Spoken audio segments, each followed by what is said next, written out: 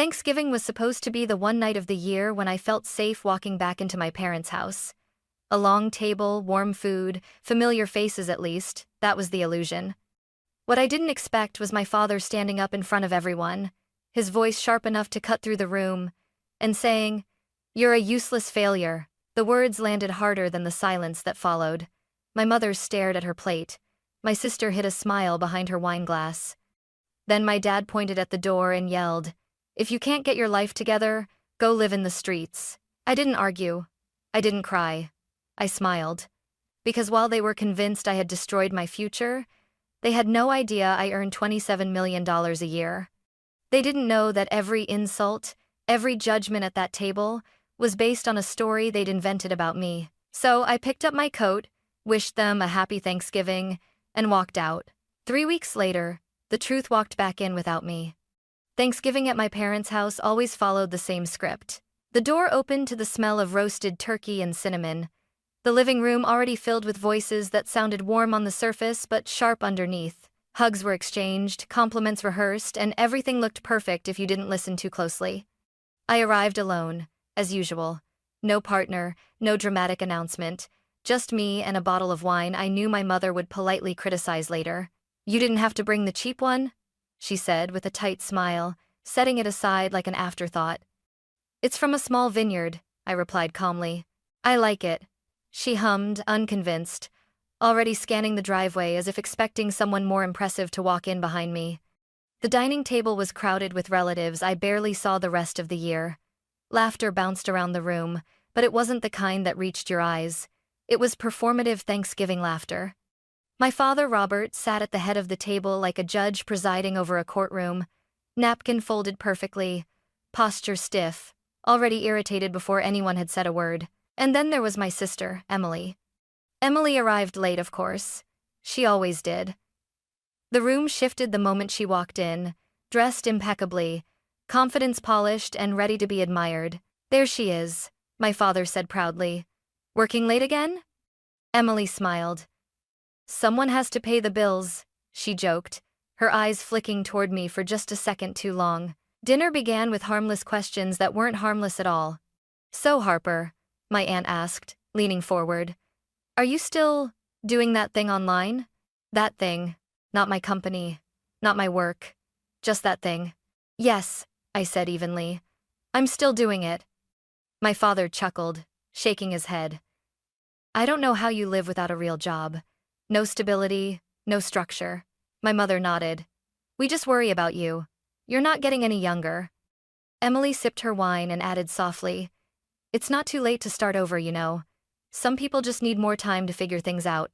I smiled and took a bite of turkey that suddenly tasted like cardboard. I'd learned years ago that defending myself only made it worse. The more I explained, the more they heard excuses. So I stopped explaining. They talked over me as if I weren't there about Emily's promotions, her busy schedule, her responsibilities. My father beamed like her success was proof that he'd done everything right as a parent. And every compliment she received felt like a quiet indictment of me. At one point, my mother leaned across the table and whispered, not quietly enough, "You know, if you ever need help getting back on your feet." I met her eyes. "I'm fine." She sighed. "That's what worries us." The irony almost made me laugh. I looked around that table, at the people who shared my last name but had never really seen me. They thought they knew my life because they'd decided who I was years ago, a disappointment, a cautionary tale, the child who didn't follow the rules. They had no idea how carefully I'd built my world, how deliberately I'd kept it separate from theirs. And as dessert was being served, I felt the tension tightening, the impatience in my father's jaw, the way Emily's smile sharpened with every passing minute. This wasn't just dinner. It was a verdict waiting to be announced. I didn't know exactly when my father would explode. I only knew it was coming. Dessert had barely touched the table when my father finally snapped. It wasn't dramatic at first. No shouting. Just that tight, dangerous calm in his voice, the kind that meant he'd already made up his mind. He set his fork down carefully, wiped his mouth, and looked straight at me. "So," he said, "what exactly are you doing with your life, Harper?" The room went quiet. Every conversation around the table faded into an awkward hush.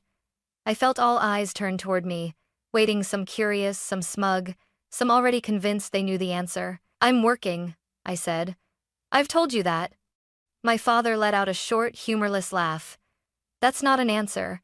You're 32 years old. No degree, no career anyone can explain, no future plan we can see." He leaned back in his chair. "How long do you expect us to pretend this is normal?" My mother shifted uncomfortably. "Robert, maybe this isn't the time." "No," he cut in sharply. "This is exactly the time. We keep dancing around it every year and nothing changes." Emily tilted her head, feigning concern. "Dad's just worried about you, Harper. We all are." I looked at her. "Funny. It doesn't feel like worry." Her smile thinned, but she didn't respond. My father's voice grew louder. "You've been coasting for years, living in that apartment, doing your little projects, acting like you're independent when everyone knows you're barely getting by." I felt my chest tighten. "I've never asked you for money. Not once." "That's not the point," he snapped. "The point is you're a failure who refuses to admit it." The word hit me harder than I expected. Failure. He said it so easily, like it had been sitting on his tongue for years. My mother finally spoke, her tone cool and controlled. "We've tried to help you, Harper. But you don't listen. You don't take advice. You don't respect the values we raised you with." "What values?" I asked quietly. "Judging people by appearances?" That did it. My father stood up so abruptly his chair scraped loudly against the floor. "Enough." He pointed toward the front door. "If you're so determined to live like this, then do it somewhere else." No one moved. No one defended me. "Go live in the streets," he yelled. "Maybe then you'll finally learn how the real world works." The silence afterward was deafening. I could hear my own heartbeat, slow and steady, almost detached. Emily stared into her glass. My mother folded her napkin like this was just another uncomfortable moment to clean up later. I waited for something, an apology, a pause, even a hint of doubt. It never came. So I stood up. "I hope you all enjoy the rest of Thanksgiving," I said calmly, my voice steadier than I felt. "Truly," my father scoffed. "Don't be dramatic." I picked up my coat and met his eyes. "This isn't drama, this is your choice."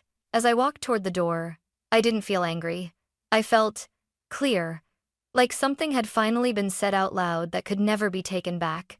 They thought they'd just taught me a lesson. What they didn't know was that this moment, this public rejection, this humiliation was the last piece they needed to hand me something far more powerful than their approval, and I walked out before they could say another word. The cold air outside hit my face the moment the door shut behind me. It was late November, the kind of cold that seeps through your coat and settles into your bones, but I barely noticed it. I stood on the porch for a second longer than necessary, listening. No footsteps followed me. No one called my name. Inside, Thanksgiving continued without me. I walked to my car slowly, my movements deliberate, as if I were afraid that if I rushed, everything I was holding together would spill out. When I sat behind the wheel, I rested my forehead against it for a moment, not because I was crying, but because I needed to breathe. I checked my phone. Nothing.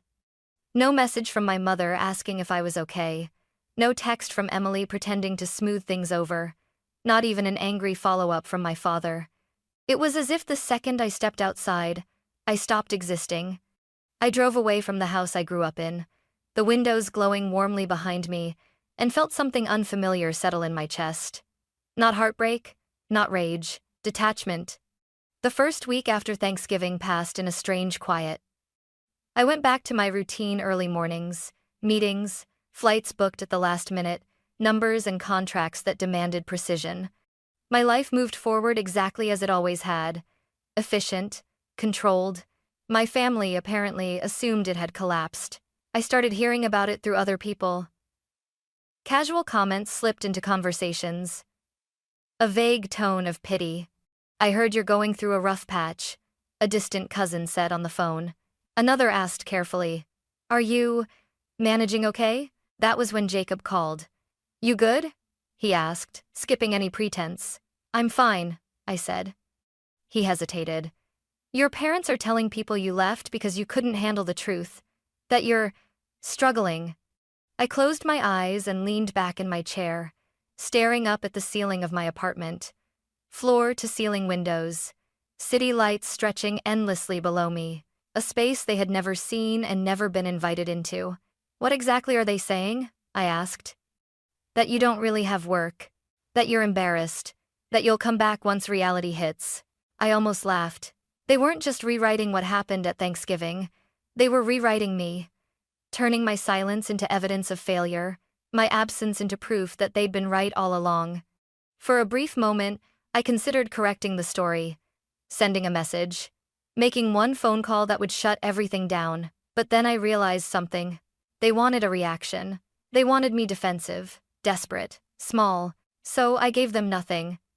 No calls, no explanations, no attempts to clear my name. Instead, I let them talk, because every false story they told, every smug assumption they made, was quietly building toward something they didn't see coming. And the more comfortable they felt with their version of me, the harder the truth would hit when it finally arrived. They thought they'd thrown me out into nothing.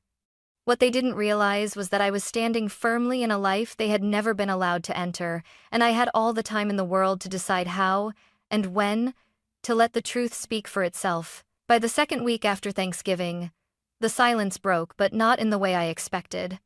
My mother was the first to reach out. Her name lit up my phone in the middle of a Tuesday afternoon, right between two calls with my legal team. I watched it ring for a moment before answering, already knowing the tone she would use. "Harper," she said brightly, as if nothing had happened. "I was just thinking about you." I almost smiled. "I'm sure," I replied. There was a pause, brief but telling. Then she continued, her voice slipping into that familiar blend of sweetness and authority. "Your father and I are reorganizing the house. There's some heavy furniture that needs moving this weekend. I thought you might have time since, well, you're not exactly tied down." Not an apology, not concern, an assumption. "I'm busy," I said calmly. "With what?" she asked, the question light, dismissive. "Work." She laughed softly. "Of course, that little online thing." Then, lowering her voice, she added, "You know, Harper, family is important. One day you may need us. It's not wise to burn bridges." I felt something shift inside me, not anger, but clarity. "You already burned it," I said. "I just stopped standing in the smoke." She exhaled sharply. "You're being dramatic." "No," I replied. "I'm being honest." I ended the call before she could respond. Later that evening, Emily made her move. She didn't call. She never did when she wanted to feel superior. Instead, she posted a photo on social media, a perfectly staged dinner, candlelight, a caption about gratitude and resilience, and buried in the comments, a reply to a mutual acquaintance who asked how I was doing. "Harper's just going through a phase. Some people take longer to grow up." Jacob sent me a screenshot with a single line underneath. "I thought you should see this." I stared at the words longer than I should have, not because they hurt, but because they confirmed something I'd been avoiding. They didn't just want me gone. They wanted me diminished. As long as I stayed quiet, they could control the narrative. They could keep me frozen in the role they'd assigned. The failure, the warning, the example of what not to become. And in their minds, that gave them power. That night, I made my decision. Not to confront them, not yet, but to protect myself completely. The next morning, I sat down with my attorney and my financial advisor. We went through everything: accounts, assets, access points I'd never bothered to close because I hadn't thought I needed to, joint remnants from years ago, old permissions, weak links. "We lock it all down," I said. "Everything. No more assumptions, no more openings." I also authorized a quiet review, nothing aggressive, nothing illegal, just facts, public records, financial patterns, information I was entitled to know, not because I wanted revenge, but because I wanted leverage if they crossed another line. And then I stepped back again. No messages, no corrections, no explanations. I let them believe what they wanted. Because people who think they're in control tend to get careless. They talk too much. They push too far. And I had learned something important about my family over the years. When they thought I was weak, they felt safe.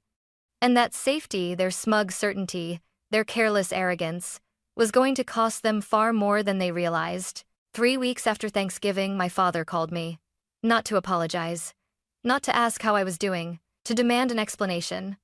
Harper, he said sharply the moment I answered, skipping any pretense of warmth. Why am I hearing your name from people who have no business talking about you?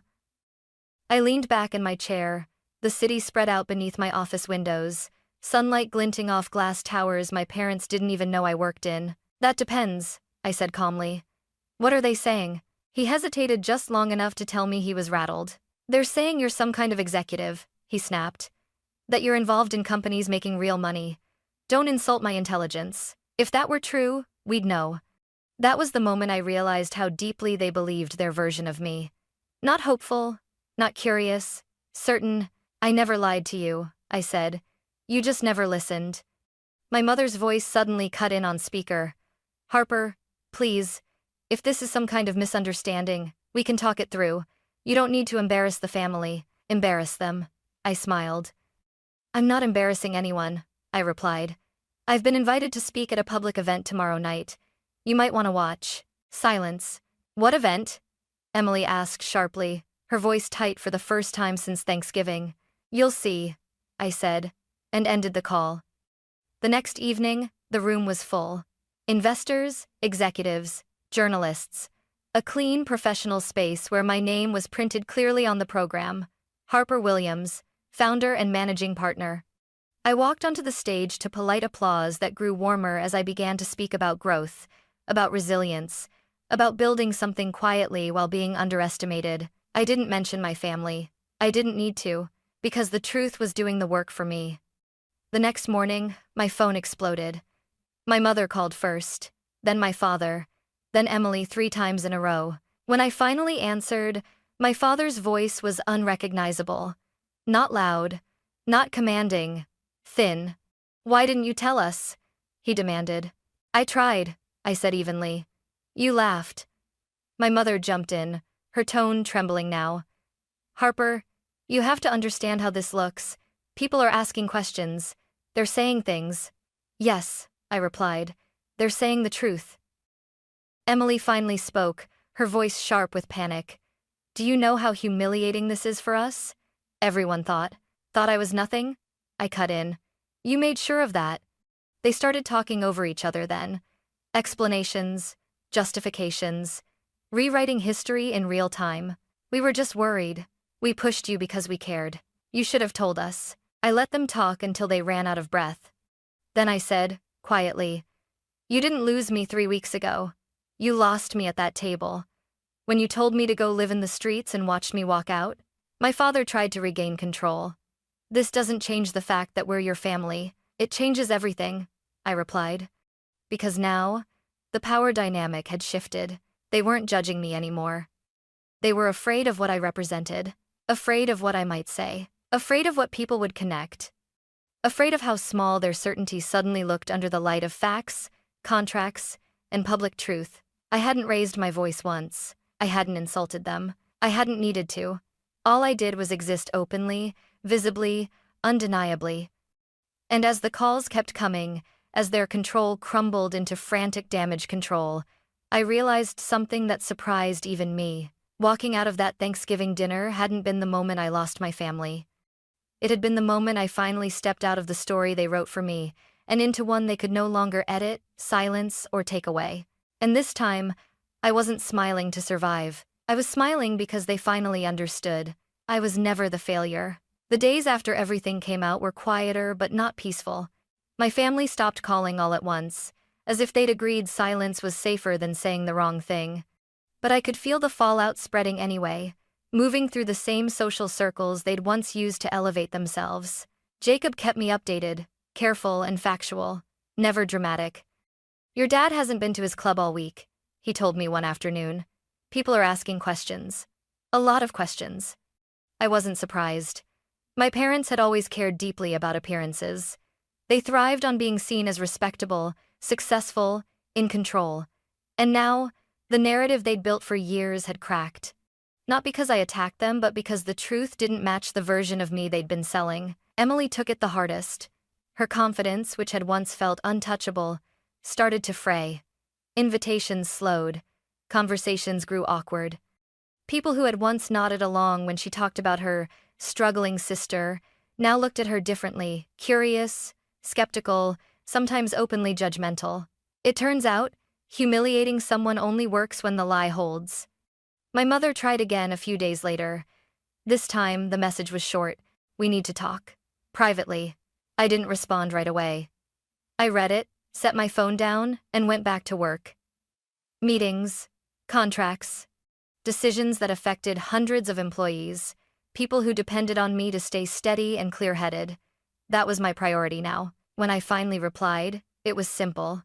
I'm open to a conversation. With boundaries. She didn't like that. You're being cold, she said when we eventually spoke. This isn't how family treats each other. I almost laughed. Almost. This is exactly how family treats each other, I said calmly. You just don't like being on this side of it. There was a long pause. Then her voice softened, carefully chosen. We didn't realize how much we hurt you. That's the problem, I replied. You didn't try to. I wasn't interested in apologies shaped by consequences. I didn't need tears now that the audience had changed.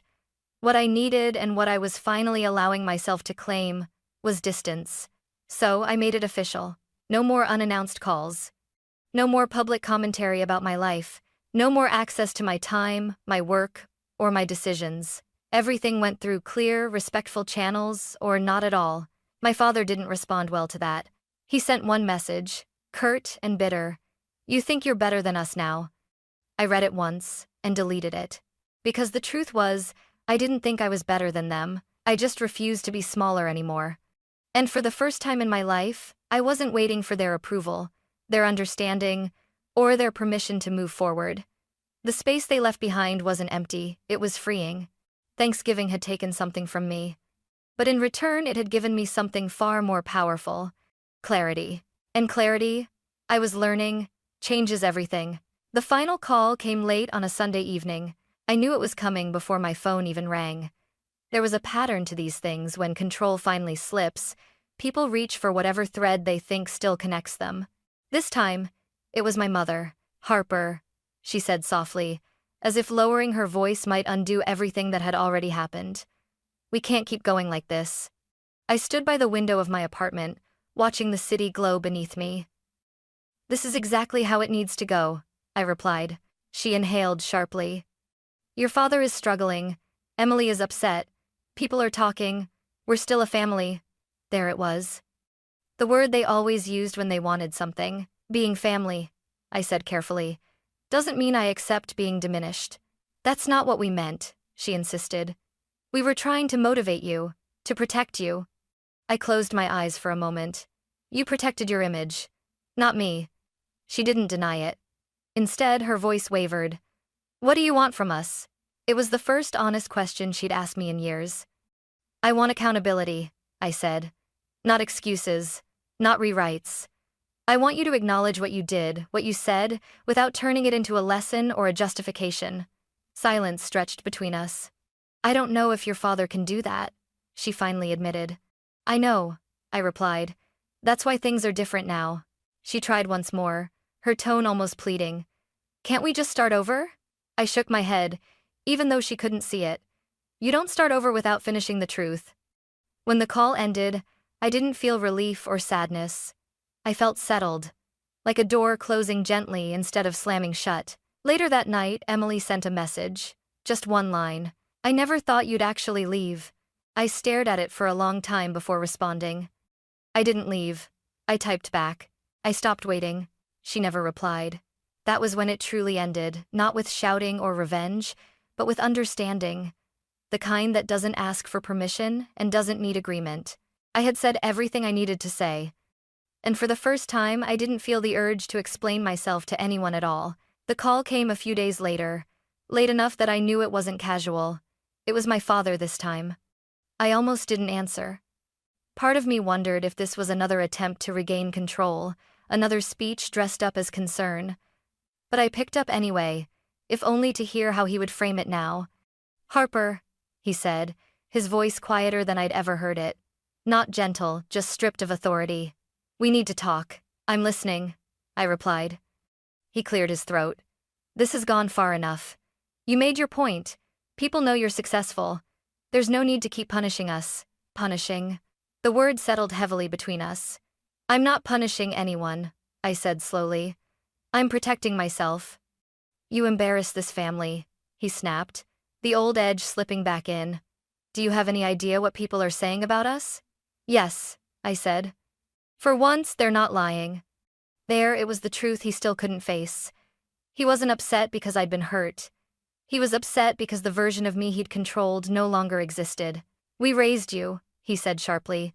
You owe us respect. I felt a familiar pressure in my chest, but it didn't overwhelm me this time. It passed. Respect isn't something you can demand after telling your daughter to go live in the streets, I replied. You don't get to erase that just because the outcome didn't go your way. He was quiet for a long moment. Then, more softly, so what now?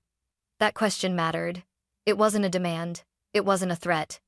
This, I said. Distance. Boundaries. No more public commentary about my life. No more assumptions about what I owe you. And if we don't agree? I didn't hesitate.